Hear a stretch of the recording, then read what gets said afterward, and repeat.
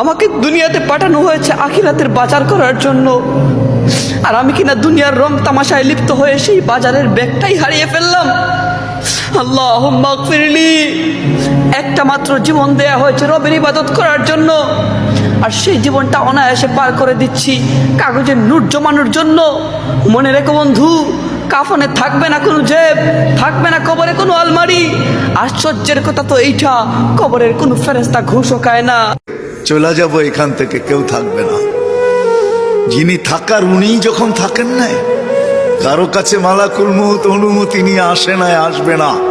শুধু একজন মুহাম্মদুর রাসূলুল্লাহ সাল্লাল্লাহু আলাইহি ওয়াসাল্লামের কাছে মালাকুল মউত যখন আসছেন, তো আল্লাহ বলছে বন্ধুর কাছে অনুমতি নিয়ে ঢুকবে। অনুমতি দিলে ঢুকবে, নাইলে ফিরে আসবে। বন্ধু